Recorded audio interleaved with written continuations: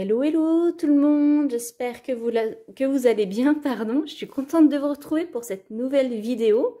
Je vous avais dit que je vous montrerai les économies que j'ai réalisées sur le premier trimestre, donc un premier bilan pour les 3 premiers mois de l'année, et donc aussi pour moi les 3 premiers mois de cette méthode. Parce que je vous le rappelle, j'ai commencé donc au mois de janvier. Et je suis plutôt contente des résultats. Le fait de noter sur un papier les économies réalisées, de mettre sur feuille, c'est vraiment très très flagrant. Ça parle beaucoup mieux. Donc je vais vous montrer tout ça. Voilà. Donc, eh bien écoutez, je vous présente les économies que j'ai fait sur le premier trimestre 2022. Donc vous savez que j'ai un virement permanent en place. Donc tous les mois, j'ai 50 €. Donc 40 € qui partent dans le fonds d'urgence et 10 € en provision de charges pour justement pour les charges locatives. Donc là, j'ai pu mettre déjà 150 € de côté sur le premier trimestre. Grâce au défi 5 €, donc je vous rappelle, c'est lorsque on me rend la monnaie, j'essaye de garder les billets de 5 € et de ne pas les dépenser justement. Et ce défi 5 € va me permettre d'alimenter mon enveloppe vacances d'été, et lorsqu'on aura atteint le budget de 1500 € pour les vacances d'été, on pourra partir en vacances. Voilà. Donc, et là, dans le défi 5 €, j'ai déjà économisé 40 €. Donc, je suis vraiment très contente. Et le pot à monnaie, donc c'est toute la petite monnaie que je récupère à chaque fois que je fais des courses. J'ai déjà 25,40 €. Donc là aussi, je suis super contente. Comme quoi, vous voyez, le fait de garder des petites pièces, eh bien, ça monte. Et sur les enveloppes, donc ça c'est ce que j'arrive à économiser lorsque je fais certaines courses, etc. Et bien en 3 mois, j'ai déjà pu économiser 80 €. Donc au total, tout confondu avec les virements, etc., je suis déjà à 295,40 € d'économie. Et pour moi, c'est vraiment très gratifiant sur le petit budget que j'ai. Je suis super contente. Je ne pensais pas réussir à mettre de côté autant. Donc, on va continuer. Si je garde le même rythme, ça devrait faire une jolie petite somme à la fin de l'année. Après, sachant qu'au niveau courses, c'est vrai que j'arrive à grappiller sur le budget courses. Mais comme je vous l'expliquais dans une vidéo, c'est assez compliqué pour moi.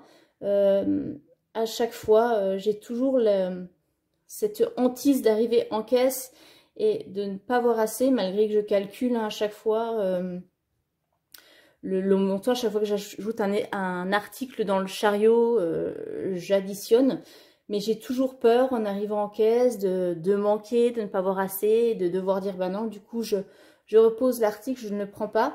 Donc j'ai tendance du coup à pas prendre certaines choses. Et puis aussi, lorsque j'achète, c'est un peu au détriment de notre équilibre alimentaire. Il y a certains produits que je ne peux pas me permettre d'acheter parce que je sais que je vais dépasser. Donc, effectivement, j'arrive à économiser sur les enveloppes courses, mais bon, il va falloir que je modifie. C'est pour ça que j'ai augmenté mon budget courses là à partir de ce mois-ci, pour être un peu plus à l'aise et moins en stress quand je fais mes courses. Voilà, tout simplement. Donc si vous avez des astuces à ce niveau-là, je suis preneuse. Je sais pas, peut-être aussi c'est parce que c'est le début. C'est vrai que quand on fait les courses avec la carte bancaire, on n'a pas cette pression. On met ce qu'on a besoin dans le chariot. Et à la fin, on arrive à la caisse, on paye par carte. Bon, des fois, on se dit, oula, j'ai fait un gros budget, mais bon, c'est pas grave parce qu'on a la carte.